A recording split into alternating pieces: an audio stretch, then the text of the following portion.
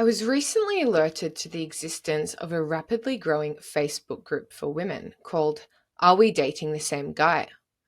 There are subgroups for numerous cities, Vancouver included. In June 2023, the Vancouver group had, if I recall correctly, nearly 50,000 members. It was shut down following a campaign led by local men who wanted to have the group's entire postings scrubbed from the internet. It's back though. This time, the group is approaching 30,000 female members. The moderators are trying to prevent another ban by implementing a member veto process and strict rules. I was in the old group, and I'm in the latest iteration too. At first glance, the premise seems reasonable. You post a photo of the man you are dating with his first name, no surnames allowed, and other women can say if they're dating him or if they've recently seen or chatted with him on a dating app. It's a simple way for women to find out if they are being lied to or cheated on.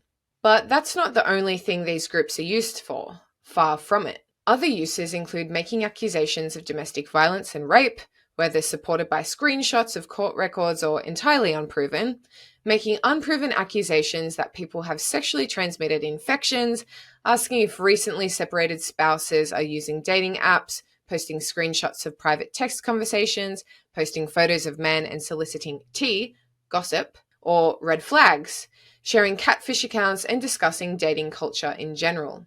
I fully support women who want to gather and share credible information that will keep them safe from sexual predators and disease, but it is vital that this information is indeed credible. Unfortunately, people, including women, are prone to lying about these things. I know a few people who have lied about such things or have been the target of such lies. You may recall both the Galloway affair and the Shitty Media Men list, two scandals that highlighted overreach in the Me Too movement and provoked justifiable ire. The former involved women lying about sexual assault. The latter was a list of anonymous accusations of sexual misconduct. Both destroyed men's careers and resulted in multiple defamation lawsuits, some of which are still ongoing. Are We Dating the Same Guy groups provide a platform for people who have no qualms about destroying someone's life via deceitful, anonymous claims. These groups will no doubt eventually disappear for this reason alone. They are a legal time bomb. Though there is a group rule against sharing screenshots or discussing the specifics of anything posted, numerous posts reveal that members are doing just that. When group members are male friends or relatives under attack, they often spill the beans. In Vancouver, men have created a retaliatory Are We Dating the Same Girl group that I'm told, by male friends who are in the group, is largely used to share leaked screenshots from the women's group. The different ways in which the two groups operate, the men's group is used to safeguard men's reputations, while the women's group is a whisper network used to share men's alleged misdeeds, highlight an uncomfortable truth about the difference between the sexes. When men indulge in antisocial behavior, they tend to become violent, while females exhibit relational aggression, or, in other words, they gossip about and ostracize their peers. An antisocial male might go out looking for a fist fight after a night of drinking or clubbing. An antisocial female might join the Are We Dating the Same Guy group and spread malicious lies about a man she dislikes. She can even do so anonymously.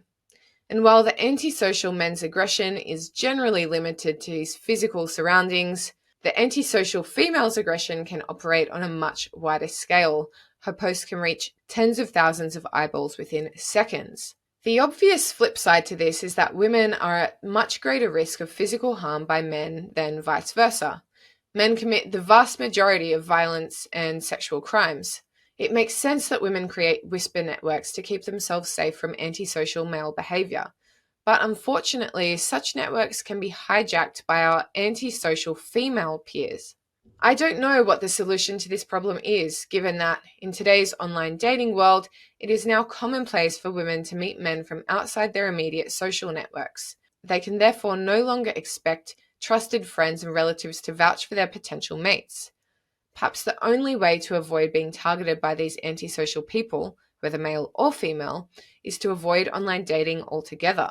Dating apps allow nefarious men and women to easily gain online access to romantic and sexual partners who know nothing about them, other than whatever trite biographical tidbits they offer in their dating profiles. We are used to warning women about the risks of meeting strange men from the internet, but we don't tend to issue the same warnings to men. Perhaps we should. I've seen men I know featured in my local Are We Dating the Same Guy group.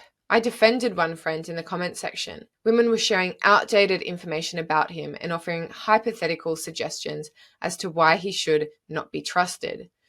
None of this reflected the real-life person I know. Whether these women were antisocial or just eager to help and not thinking about the possible impacts of their words is unclear. Many posts fall into that grey area. There are posts in which men are called out for what I perceive to be commonly accepted dating behaviours, such as not being exclusive for the first few dates. I believe that women post in these groups to salve their egos after facing hurt or rejection. They don't realize that posts in a private Facebook group are often not private at all, and that their words could be shared with the men they write about. This could make online dating even more dangerous for women. This peculiar corner of the internet contains brave women, abused women, truth-telling women, alongside unwise, mendacious, and even vindictive women, all united by our perfectly sensible fear of strange men. Be careful out there, ladies, both when you date online and when you spill the tea to your female peers. Neither activity is risk-free. This article was written by Amy Eileen Ham, who lives in New Westminster, British Columbia. It was published in Quillette on the 21st of September 2023. You can read it and so much more at quillette.com. Thanks for listening. I've been Zoe Booth.